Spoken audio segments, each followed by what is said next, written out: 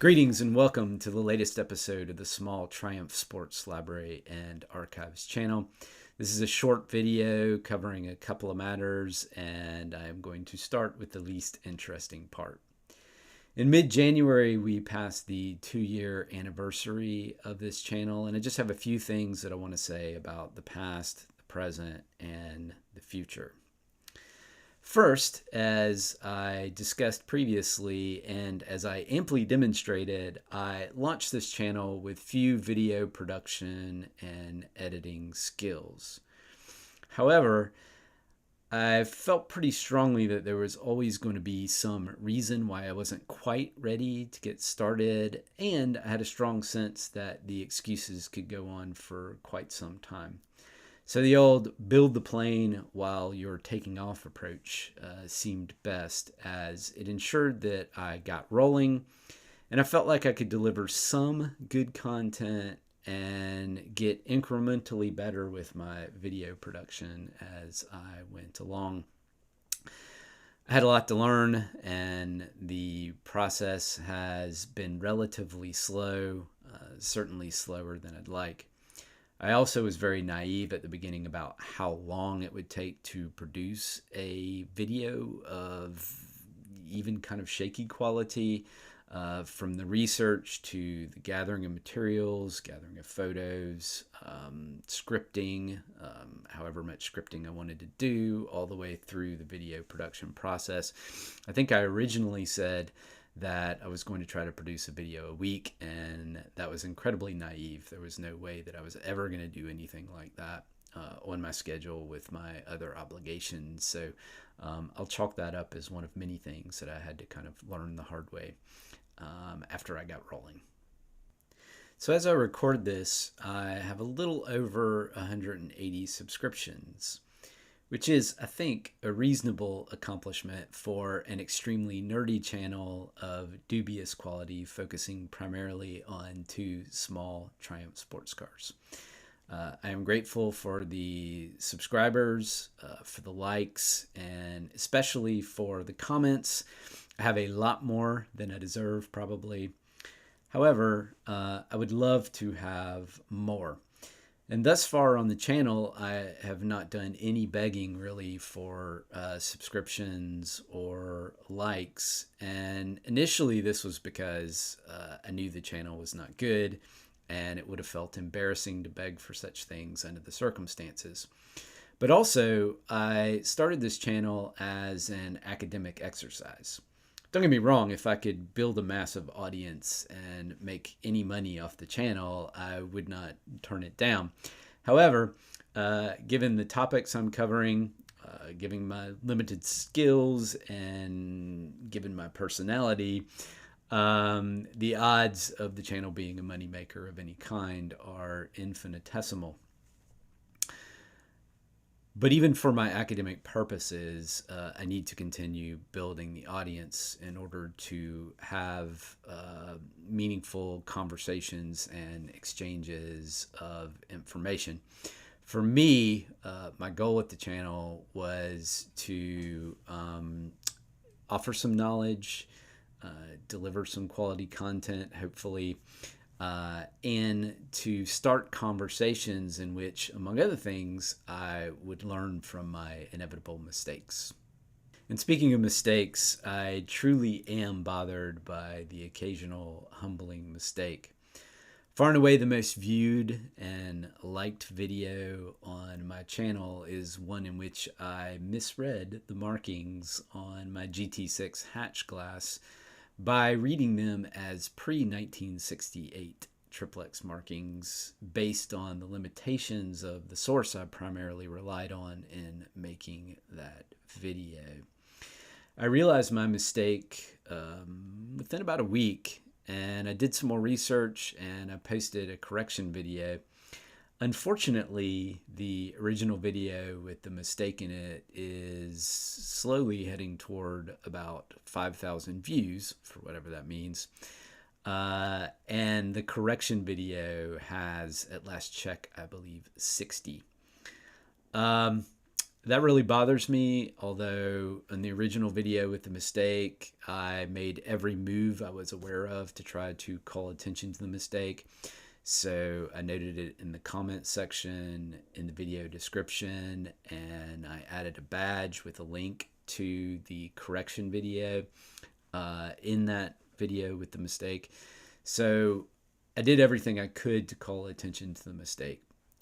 As I've said previously, I like to leave my humbling mistakes out there unless they're going to lead other people to make some kind of catastrophic error. But my goal is to be transparent and let everybody know that I'm going to make mistakes. Obviously, everyone does, and to leave them out there and just call attention to the corrections as best I can through every avenue that I'm aware of to do so. Also, along with the smattering of likes my videos have received, I have inevitably received some dislikes, generally without any accompanying constructive criticism. In many cases, it may just be because the video is boring, a point that unfortunately I would often have to concede. However, if anyone ever spots any errors, if I seem to be operating under a false assumption, if there's a glaring blind spot in my presentation, anything like that, I hope that viewers will not hesitate to jump on the comment section and let me know. Viewers have already been instrumental in helping me correct a couple of several errors that I've made in the past, and I definitely want to keep that tradition rolling. But enough of that. I did want to say that I have been collecting some additional equipment that hopefully will help me to improve video production value. It'll enable me to do some things differently and hopefully better. There's still learning and trial and error going on with that, so may not pay as many dividends in the short term as in the long term. However, I do aim to improve production value, especially when it comes to showing the work that I've done with my own projects. However, you'll still be stuck with my English major level engineering knowledge and restoration skills. I think those things are getting better over time as well. But at present, they are what they are. This year, my plan is to do more kind of shorter videos in the roughly 3 to 6 minute range. Videos that are closer to 3 minutes, I will refer to as shorts. They're not short enough to officially be YouTube shorts, of course, but for my channel, I will consider them to be shorts. Longer videos in that 6 to 8 minute range roughly will probably generally just be called regular episodes. Of course, you probably don't care that much about that categorization or nomenclature, but for whatever strange reason, I do. I will still be producing longer videos in the 20 to 30 minute range roughly.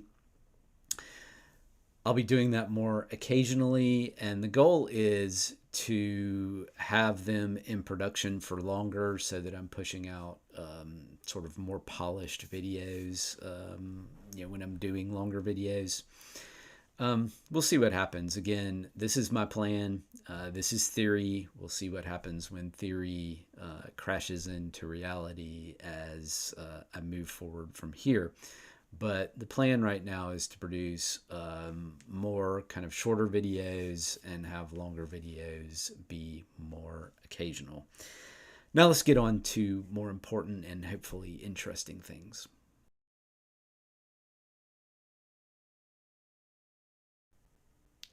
In a recent episode, I complained bitterly about how the past winter holidays were generally very cold, and that whenever I had the opportunity to go out to the garage or to the workshop and start any serious work, it was really too cold, for me at least, to get anything done.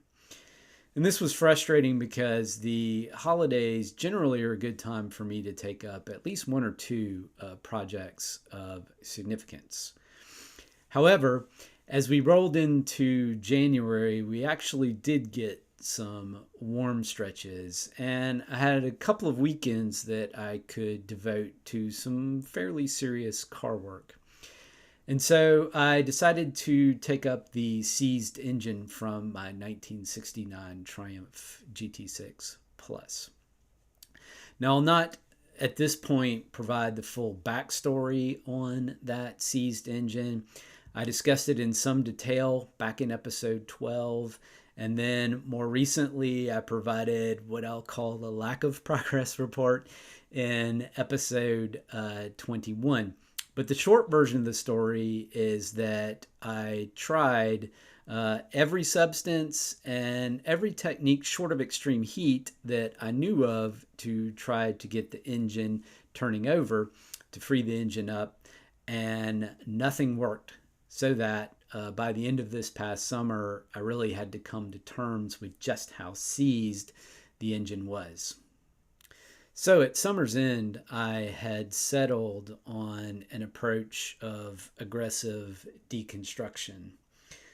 What I planned to do was go into the bottom of the engine, one at a time, take off a conrod cap, get the connecting rod free of the crank, and then drive the piston out the top of the block.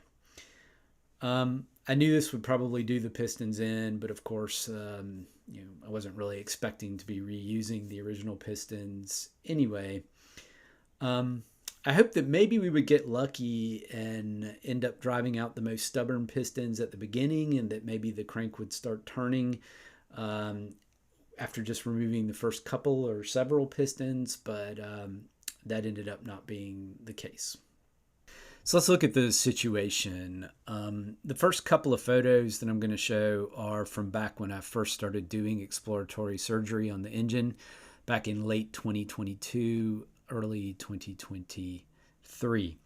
So here you can see the position of the pistons with 1 and 6 near the bottom of the stroke and the other 4 much closer to the top of the stroke. From the bottom, you can see the positions of the conrod caps. So with the position of the crank, where it was stuck, 1 and 6 would be the easiest caps to remove, and those piston conrod combos look to be in the best position for driving out the block, especially given the room to work with. The conrod caps for 3 and 4 were clearly accessible, although the conrods were kind of cocked in a way that might make driving the pistons out a little more challenging. And the conrod caps for 2 and 5 would be a bit challenging to get off, with 1 bolt of each cap down alongside the block wall, but of course they were both reachable with the right tools used carefully. So my father helped me with this, and he and I started with number 1 and number 6. This photo is of neither of those. I'm just using it for the purposes of trying to illustrate our approach, which probably isn't surprising to anyone. We had aluminum bars and blocks. We had regular hammers. We had a brass hammer for whenever we might want to directly tap on a cap or something like that. We had a variety of tools at our disposal, but those were the ones that we ended up using the most. So with the conrod cap removed, it was tap, tap, tap on the conrod using an aluminum block and a hammer, and then tap, tap, tap on the pistons at the bottom of the wrist pin or gudgeon pin if you prefer, using an aluminum bar and a hammer. And it was tap, tap, tap on the conrod, tap, tap, tap on the piston, back and forth to try to get fractional movement. And then when we got fractional movement on the conrod, the bearing would slide out, and that would provide enough wiggle room to get the conrod carefully clear of the crank by guiding it while driving the piston down. And then once the conrod was entirely clear of the crank, when there was sufficient clearance, the piston could be driven out the block with gusto. I think it's important to note that we learned pretty early on that we had to pay careful attention to how we were driving the pistons out. And the bottom line is that we needed to make sure that as we were hammering on the aluminum bar which was essentially hammering on the piston at the wrist pin. But as we were doing that we were doing it an equal amount on each side of the connecting rod. We learned pretty quickly that if we weren't doing that the piston would start to rotate in the bore. And of course, when the piston started to rotate in the bore, then the connecting rod would start to get cocked. And then that made it more likely that it would foul on a counterweight or something like that. So we quickly learned that we needed to be very careful to make sure that we were hammering on the piston an equal amount on each side of the connecting rod to keep the piston from rotating and causing some problems as it was coming out the block.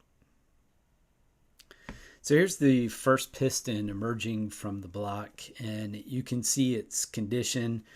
The rings are frozen solid with lots of corrosion at the sides of the pistons, as if over time moisture had collected at the ends of the gudgeon pin or wrist pin. But eventually the piston did give way, and after a little bit of cleaning with WD-40 and a scuff pad, the bore didn't look too bad. Certainly not scary, all things considered. I will say this is my first full teardown of an engine like this, and I didn't really realize, I guess, just how relatively soft the pistons are. The pistons flattened and chipped where contacted by the aluminum bar that was used for hammering them out. This ended up being a sign of worse things to come. But at the end of a long day, number 1 and number 6 were out. The bores would need some work, but they didn't look to the naked eye, and I know that's not worth a lot, but they didn't look to the naked eye like anything requiring more than a minimal overbore. The crank was still frozen solid, though, and I had to wait for another opportunity to proceed with the rest of the pistons. So the next long day that I had to work on the engine, I started by removing the remainder of the conrod caps. To this point, we removed one at a time as we were working on a piston, but I started this day by going ahead and removing all of the caps. So next, the number 3, and I think I have that number right, the number 3 conrod came off of the crank. And we started to drive that particular piston out. Unfortunately, because of the position of the crank and the position of that conrod, we realized pretty quickly as we were driving the piston out, as it began to emerge from the block, that the conrod was going to have to fold further than it could in order to get the piston all the way out. The conrod ended up fouling on the bottom of the bore, and so we ended up having to sort of abort mission on that. We tapped the piston back in a little bit to make sure we didn't have any pressure on that conrod, and we just let it go. And we knew it would be the same situation with the sister connecting rod too. But our goal at this point was just to keep getting connecting rods off and drive the pistons out that we could. Unfortunately, we ran into a problem because the other connecting rods would not budge. They were very tight. No amount of tapping, no amount of hammering on the connecting rod or the piston was giving us any kind of movement at all so that we could get those connecting rods off. And so we ultimately had to go the additional step and further deconstruct the engine and pull all of the main caps off. And that, of course, would give us, at the very least, some wiggle room so we could start getting connecting rods off, maybe one at a time, or, maybe the entire crankshaft would come free. And of course, if we could just get the crankshaft free and out of the way, it would be much easier to drive out the remaining pistons. So once the main caps were removed, it was actually predictably easy to move the crank around a little bit and get the rods off of it. But actually, as I was carefully wiggling the crank, it just lifted pretty easily, even before I was truly ready for it. But it lifted away, we got it set aside safely, and proceeded to driving out the remaining pistons. Unfortunately, the remaining pistons were quite stubborn and they all shattered on the way out. If you're keeping count, that's 3 pistons that moved with reasonable persuasion and 3 that were extremely uncooperative and shattered on the way out. In the end, though, we ended up with a completely pistonless block. The bores with the most seized pistons had certainly more corrosion than I'd like to see. Hopefully a reasonable overbore will do the trick, although sleeving could be necessary. I have no experience with this work and therefore have no context for generating an educated guess about what may be needed. My father, who has rebuilt a number of engines and such over the years, thinks an overbore will suffice. But of course, we're just talking about just eyeballing things at this point. I'm keenly aware that, careful measurement and inspection is required. For the most part, the crank looked pretty good, with some expected little blemishes that will require maybe a grind and certainly a polish. And again, this is to the naked eye. But the crank pin journal for number 5 is the exception, as it looks like some trash got inside the bearing and went round and round and round, so that it is a bit grooved like a record. I'm hoping a modest grind will clear this up. I know some specialists do crank rescues by adding material and regrinding, but that's some extra stuff I would love to avoid.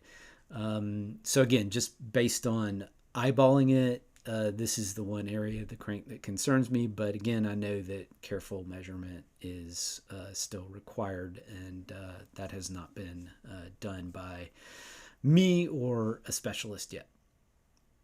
So we got the last piston out at the end of a very long day. And I really wasn't sure with my work schedule and other things when I would have time to get back to the engine. It could be weeks, it could be a couple of months. So I did the only sensible thing that I could do. I reassembled the bottom of the engine using a lot of oil and some assembly grease, and buttoned it up, just trying to protect everything until I can decide how I'm going to proceed. Here's a quick video of the crank after it was reinstalled.